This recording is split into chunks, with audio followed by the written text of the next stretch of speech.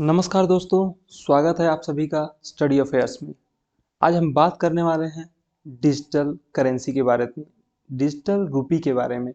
भारत ने अपनी खुद की digital rupee, central bank digital currency launch कर दी है। क्या है ये, कैसे ये हमारे देश के लिए फायदेमंद है और क्या क्या इसके कॉन्सिक्वेंसेस, क्या क्या इसके प्रोस एंड कॉन्स होने वाले हैं, इन सभी चीज़ों के बारे में हम बात करेंगे। लेकिन इससे पहले एक छोटा सा वीडियो देखिए।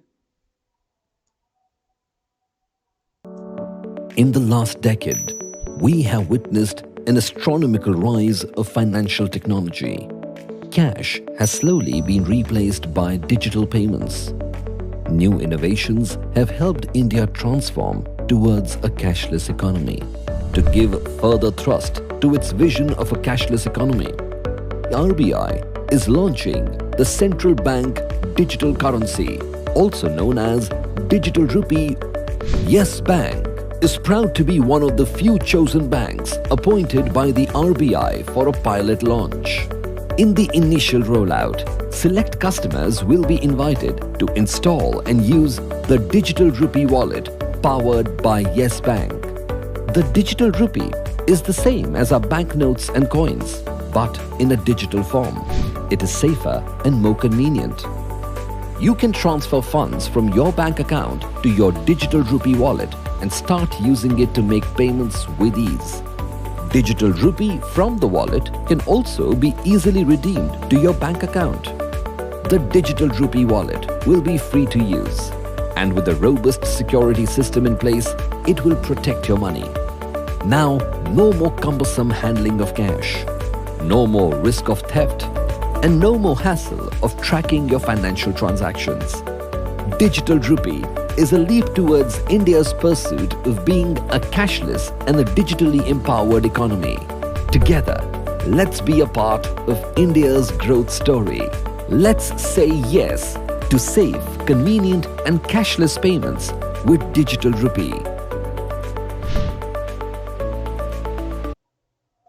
दोस्तों, जैसा कि आपको पता है कि पहले ही जो भारत है, हमारा देश है, उसके द्वारा जो हमारी बॉडी है, सेंट्रल बैंक की बॉडी, जिसे हम रिजर्व बैंक कहते हैं, हमारा central bank, reserve bank of India, RBI, वो क्या कहें, पहले ही हमारा होलसेल के सेगमेंट में, क्या कर चुका है, पहले ही डिजिटल करेंसी को लॉन्च कर चुका है।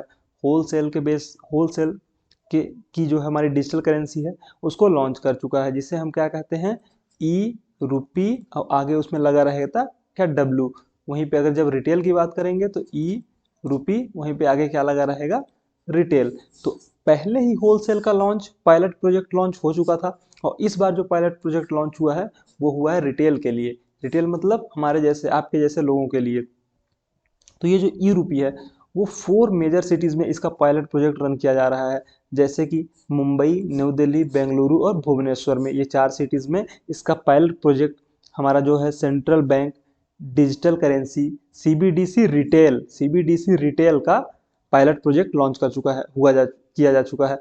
पायलट प्रोजेक्ट का मतलब क्या है? पायलट प्रोजेक्ट का मतलब है कि जब हम किसी भी चीज़ को पूरे देश में रोल आउट करना चाहते हैं तो उसको पहले छोटे स्तर पर, एक छोटे एरिया में, जैसा कि हम उसकी टेस्टिंग के तौर पे, मान लीजिए कि हम चाहते हैं, जैसे आपको पता हो कोरोना के समय पे जब सबसे पहले वैक्सीन बनी थी, तो हम उस कोविड वैक्सीन को पूरे भारत में किस तरह से लगाएंगे, उसको लगाने के लिए हमने क्या किया था, पहले छोटे शहर में, एक शहर मान लीजिए किसी एक जिले में, 4 शहरों के बड़े 4 शहरों के 4 छोटे छोटे जिलों में हमने लगा के पूरी प्रक्रिया का टेस्टिंग की कि कैसे हम वैक्सीन को वहाँ तक पहुँचाएंगे, कैसे लोगों को बुलाएंगे, वॉलंटियर्स कौन होंगे, इंजेक्शंस की सप्लाई कैसे होगी। ये पूरा का पूरा एक पायलट प्रोजेक्ट होता है। जब भी हम किसी चीज़ को बहुत बड़े पैमाने पर करने जाते हैं तो बड़े पैमाने पे करने से पहले सेम उसी तरह की पूरी प्रोसेस एक छोटे से स्तर पे करते हैं, और वहाँ से पता लगाते हैं कि क्या कमियाँ रह गई जिनको हमें सुधार करना है। अगर कोई कमी है तो हम उसको बड़े लेवल पे लॉन्च करने से पहले ही सुधार कर लेते हैं। यही कहलाता है पायलट प्रोजेक्ट। इस पायलट प्रोजेक्ट के लिए कुल 8 बैंकों को आरबीआई के द्वारा चूज किया गया है, जिसमें कि SBI, ICICI bank, yes bank, IDFC bank भी शामिल हैं। ये पायलट प्रोजेक्ट कब से चालू है? 1 दिसंबर से, यानी कि कल से पायलट प्रोजेक्ट चालू हो चुका है। यानी कि डिजिटल करेंसी में लेन देन आज हो रहा होगा, हो रहा है, होगा नहीं है, हो रहा है। तो इसके बारे में थोड़ा सा और हम जानने की कोशिश करते हैं। देखिए कुछ इस तरह का हमें पूरा का पूरा अपने मोबाइल में ही एक वॉलेट मिलने वाला है, जहाँ पे हम इस तरह के हमारे पास नोट्स 50 के, 100 के, 200 के, 20 के, 1000 के, 500 के, 1500 के तो बंद, मतलब 1000 के तो बंद ही हो चुके हैं, 500 के नोट। तो इस तरह के हमें वॉलेट में नोट्स मिलेंगे। यानी कि फर्क क्या है, देखिए अभी हम क्या करते हैं, फिजिकल नोट कैरी करते हैं, फिजिकल कैश कैरी करते हैं। लेकिन अब जब आने वाले समय में क्या होगा कि हम फिजिकल कैश कैरी नहीं करेंगे। फिजिकल कैश की जगह पे क्या होगा, फिजिकल कैश की जगह पे डिजिटल कैश हो जाएगा। यानी कि हमारे पास सब कुछ पूरा का पूरा सिस्टम यही है, हमारे पास जो भी नोट्स हैं अगर हम चाहें तो उसको बैंक के पास जा करके क्या करवा सकते हैं, जमा करवा सकते हैं। बैंक के पास हमने जमा कर दिया, मान लीजिए हमारे पास 10,000 रुपए हैं कैश में, 10,000 रुपए कैश है। अब हम इसको लेकर के कहाँ गए, बैंक के पास। बैंक के पास क्या किया हमने, बैंक से कहा कि ये हमारा पैसा जो है इसको क्या करिए, आप हमारे अकाउंट में डाल दीजिए। ओके, अब बैंक ने क्या किया, वो हमारे पैसे अकाउंट में डाल दिए। तो वो पैसे अभी डिजिटल करेंसी में कन्वर्ट नहीं हुए हैं, ये हमारे पैसे अकाउंट में आए हैं। उसके बाद हमने कहा कि भाई साहब एक काम करिए, अब हमको कैश की जरूरत नहीं है, तो हम कैश कैरी नहीं करना चाहते और हम इसे अपने अकाउंट में भी नहीं रखना चाहते, हम इसे अपने वॉलेट में रखना चाहते हैं, ये जो हमारा डिजिटल रुपी का वॉलेट है उसमें। तो वो क्या करेगा बैंक, बैंक आपको नोट ना देके आपके वॉलेट में डिजिटल, आपके वॉलेट में क्या करेगा, डिजिटल करेंसी दे देगा आपको। ये 10,000 रुपए वो डिजिटली ट्रांसफर कर देगा, वो आपके वॉलेट में आ जाएंगे। ये आपका ई रुपी यहाँ पे लिखा रहेगा कि 10,000 रुपए आपके पास है। अब देखिए इसका पेमेंट कैसे करना है। मान लीजिए आपके पास 10,000 रुपए का ई वॉलेट में पैसा आ गया, अब इसका करेंगे क्या आप, आगे देखिए कि जब भी आपका ई वॉलेट होगा तो आप ये मान लीजिए कि आपको पैसे पेयर होंगे, एक कोई रिसीवर होगा, दूसरा व्यक्ति रिसीवर होगा।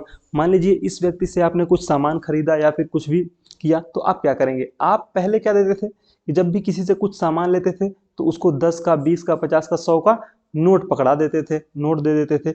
अब क्या करना है आपको, अब नोट नहीं देना है, बल्कि वो जो डिजिटल करेंसी आपको यहाँ पे आपके अकाउंट में मिला हुआ है, वो डिजिटल करेंसी डायरेक्ट इसको ट्रांसफर कर देंगे आप। तो एक तरह से देखिए तो क्या आप दे रहे हैं कैश ही, लेकिन वो डिजिटल फॉर्म में है, डिजिटल कैश है। ओके, तो ये डिजिटल कैश जब इसके पास चला जाएगा तो क्या होगा, ये इसके वॉलेट में चला जाएगा। आप अपने वॉलेट से निकाले, इसके वॉलेट में दे दीजिए। जैसे आप अभी क्या करते हैं, अपने पर्स में से पैसा निकाले और सामने वाले को दिए, वो अपने पर्स में रख लिया। उसी तरह से ये पूरा का पूरा मोबाइल ही आपका वॉलेट होने वाला है। मोबाइल एक तरह से वॉलेट हो गया ये, और इस वॉलेट में आप क्या रख रहे हैं, फिजिकल कैश की जगह पे डिजिटल कैश रख रहे हैं। तो आप समझिए कि है पूरा का पूरा सिस्टम वही, लेकिन थोड़ा सा फर्क है। फर्क क्या है कि नोट जो है फिजिकल फॉर्म वो बंद होने वाला है। आखिर क्यों सरकार बंद करना चाहती है इसे, आप समझिए। जब सबसे पहले नोटबंदी हुई थी, मोदी जी ने अनाउंस किया था कि हम 500 1000 के नोट बंद कर देंगे, तो उसका एक जो सबसे बड़ा 3 उसके कारण थे। पहली चीज क्या, काला धन, जो भी काला धन है उसको गवर्नमेंट क्या करती, पूरी तरह से खत्म करना चाहती थी। दूसरी चीज डिजिटल करेंसी, डिजिटल लेन देन को, डिजिटल ट्रांजेक्शन्स को इंक्रीज करना चाहती थी, डिजिटल ट्रांजेक्शन को, और जाली नोटों को खत्म करना चाहती थी। ओके, तो जाली नोट जो भी थे उनको खत्म करना चाहती है सरकार।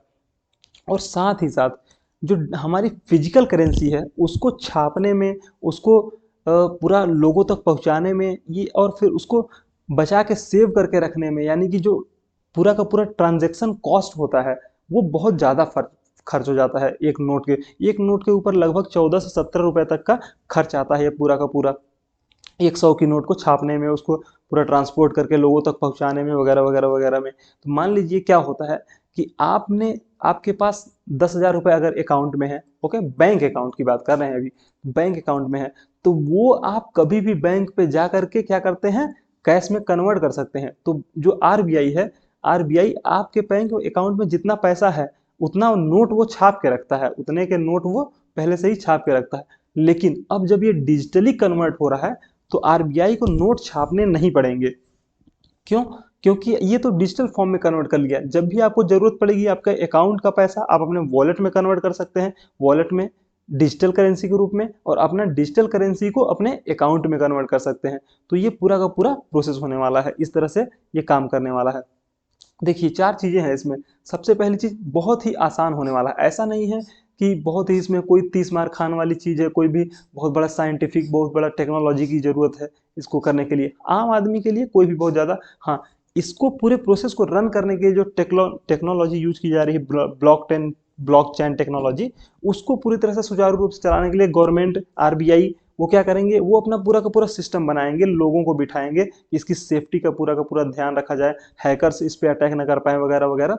तो वो गवर्नमेंट करेगी। लेकिन आम लोगों के लिए क्या है, आम लोगों के लिए इसमें कोई भी वैसा क्रिटिकल वो नहीं है, प्रोसेस नहीं है। एकदम सिंपल प्रोसेस है कि बस आपके वॉलेट में पैसा है, 10 रुपये, 20 रुपये, 50 रुपये, 100 रुपये, 1000 रुपये, जितना भी आपके ने रखा हुआ है उतना है। आपने किसी से सामान लिया 20 रुपये का, आपने उसको 20 रुपये यहाँ से डायरेक्ट ट्रांसफर किए, बात खत्म। और गवर्नमेंट कोशिश ये भी कर रही है कि बिना इंटरनेट के ऐसे इलाके जहाँ पर इंटरनेट नहीं चल रहा है या फिर कभी इंटरनेट समय बंद हो जाती है, तो इसको इस फॉर्म में लेके आया जाएगा कि बिना इंटरनेट के भी ट्रांजेक्शन्स किए जा सकें। गवर्नमेंट कोशिश कर रही है, आरबीआई कोशिश कर रही है, और जल्दी ही इसको भी लॉन्च कर दिया जाएगा। तो देखिए प्रोसेस क्या है। पहली चीज तो ये बहुत ही आसान है। दूसरा, सेफ है।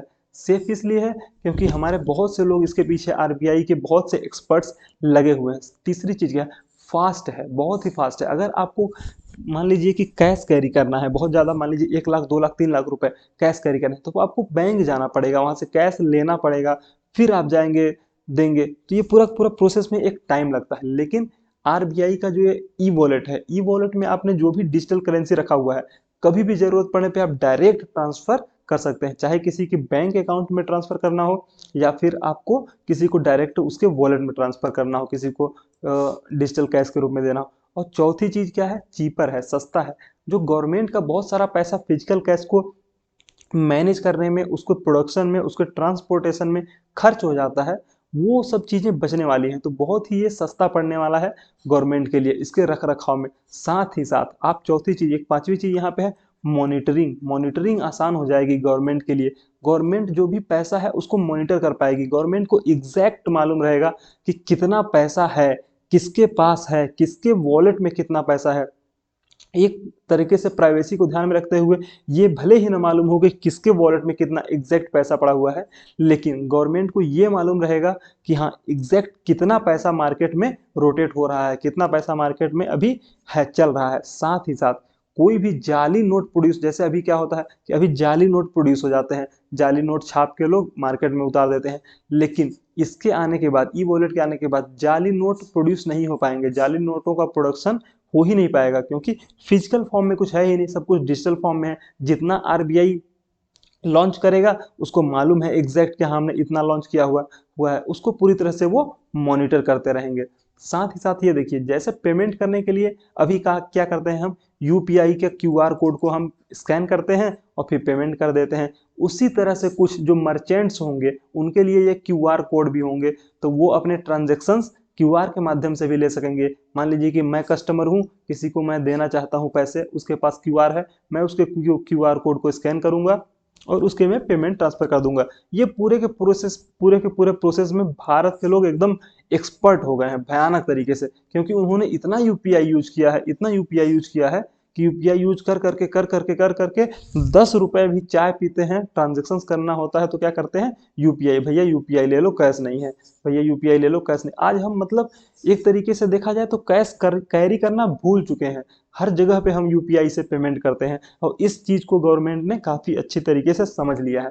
इसलिए वो बहुत ही जल्दी इस पूरे के पायलट प्रोजेक्ट को रन करने के बाद होल इंडिया में, पैन इंडिया में क्या करने वाली है, CBDC retail and CBDC wholesale को लॉन्च करने वाली है। साथ ही साथ हम अगर ये देखें तो आरबीआई ने क्या कहा है कि जो हमारा आरबीआई का ई रूपी है वो टोकन के फॉर्म में बहुत ही जल्दी सभी के लिए मिल जाएगा। साथ ही साथ ये लीगल टेंडर है, ये क्रिप्टो करेंसी के जैसा कोई इसका मामला नहीं है कि हाँ क्रिप्टो करेंसी की तरह से हम इसको समझ लें। नहीं, क्रिप्टो करेंसी का क्या है कि उसको कोई भी मॉनिटर नहीं करता है, मॉनिटरिंग नहीं होती है उसको, कोई भी गवर्नमेंट उसको मतलब ऐसा नहीं है कि गवर्नमेंट के द्वारा लीगल उसको अप्लाई किया गया हो, लीगली उसको ये कहा गया हो कि हाँ हाँ ये गवर्नमेंट के द्वारा इशू की गई करेंसी है। नहीं, किसी भी देश की एक पावर होती है क्या, करेंसी को इशू करना, करेंसी को इशू करना। जबकि ये क्रिप्टो करेंसी में कोई भी व्यक्ति आकर के अपनी करेंसी को इशू कर देता है, तो हम उस पर रिलाई नहीं कर सकते, उस पर उतना भरोसा नहीं कर सकते क्रिप्टो करेंसी के ऊपर। जबकि जो हमारी डिजिटल करेंसी है वो सेंट्रल बैंक के द्वारा, हमारे देश के सेंट्रल बैंक के द्वारा लॉन्च की गई है। उसकी पूरी की पूरी जिम्मेदारी लेता है कौन, हमारा सेंट्रल बैंक। साथ ही साथ हम देखें तो ये भी कहा गया है कि ये जो हमारा सीबीडीसी है, central bank digital currency retail, वो क्या करने वाला है, पर्सन टू पर्सन हमारा ट्रांजेक्शन इसमें होगा, और साथ ही साथ पर्सन टू मर्चेंट में भी ट्रांजेक्शन होगा। जो पर मर्चेंट को हम ट्रांजेक्शन करेंगे वो क्यूआर कोड के हेल्प से हम कर सकते हैं। साथ ही साथ हमारा आरबीआई ने क्या कहा कि जो हमारा ई रूपी रिटेल होने वाला है वो फिजिकल कैश, एकदम फिजिकल कैश की जैसे एकदम भरोसेमंद होगा, सेफ होगा, और सेटलमेंट फाइनलिटी होगी। सेटलमेंट फाइनलिटी का मतलब है क्या कि जब भी हम सेटलमेंट करेंगे, मान लीजिए हमने 10 रुपए किसी व्यक्ति को सेंड किया, मान लीजिए पर्सन ए है, उन्होंने क्या किया, पर्सन बी को 10 रुपए सेंड किया, तो वो 10 रुपए ऐसा नहीं है कि बीच में कहीं पे अटक जाए, वो 100% श्योरिटी है कि इस व्यक्ति के, पर्सन बी के वॉलेट में वो 10 रुपए जाएगा ही जाएगा, कहीं पे अटकने वाला नहीं है, कहीं पे बीच में गोल नहीं होने वाला है, कोई सर्वर का इशू नहीं, कुछ भी नहीं। जैसे हमने 10 रुपए अपने जेब में से निकाला, दूसरे को दे दिया, उसके पास चले गए, उसी तरह से सेम क्या होने वाला है कि हम जो भी वॉलेट से अपने ट्रांजेक्शन करेंगे इस व्यक्ति के लिए, बी के लिए, वो उसके पास एग्जैक्ट सेम टाइम में ट्रांजेक्शन होगा। बट दूसरी चीज ध्यान रखिए, बहुत से लोगों को ये कंफ्यूजन है कि आखिर सर ये तो पूरा का पूरा यूपीआई के जैसा हो गया मामला। हाँ, अब जैसे अभी हम यूपीआई से करते हैं पेमेंट, लेकिन इसमें भी वैसा ही पूरा का पूरा हो रहा है। नहीं, थोड़ा सा फर्क है, आप समझिए फर्क क्या है। यूपीआई से जो हम ट्रांजेक्शन्स करते हैं, यूपीआई के द्वारा जो ट्रांजेक्शन किए जाते हैं वो हमारे बैंक अकाउंट से किए जाते हैं।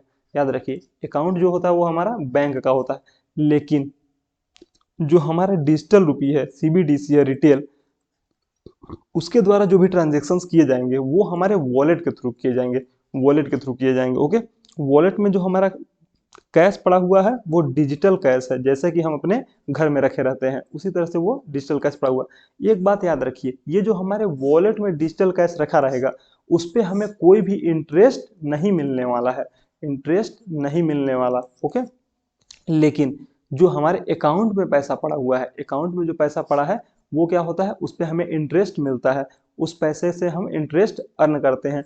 तो आप ये मत सोचिए कि बैंकों की पूरी उपयोगिता खत्म हो जाने वाली है। बैंकों को बोलेंगे सर आप ये पूरा का पूरा डिजिटल रुपये आने से बैंक क्या करेंगे, बैंक तो रोड पे आ जाएंगे, या फिर बैंक से कर्मचारियों को निकाल के बाहर फेंक दिया जाएगा। ऐसा कुछ भी नहीं है। क्यों? क्योंकि बैंकों का काम अलग है। आप समझिए, बैंक का काम सिर्फ कैश लेना और कैश देना, लोगों को कैश बांटना और लोगों से कैश लेना नहीं है। आप समझिए, कैश का लेन देन जो बैंक्स करते हैं वो उनके लिए एक तरह से देखा जाए तो लायबिलिटी है। वो आप समझिए अच्छे से कि बैंक जो ये पूरा का पूरा लेन देन ट्रांजेक्शन कैश को मैनेज करते हैं वो उनके लिए एक तरीके से लायबिलिटी होती है। बैंक का जो काम है, मेन काम है, वो है लोन, लोन देना। ओके, लोन लोगों को बांटना और फिर उस पर क्या करना, इंटरेस्ट अर्न करना, इंटरेस्ट अर्न करना, लोगों से पैसे लेना और उस पर इंटरेस्ट देना।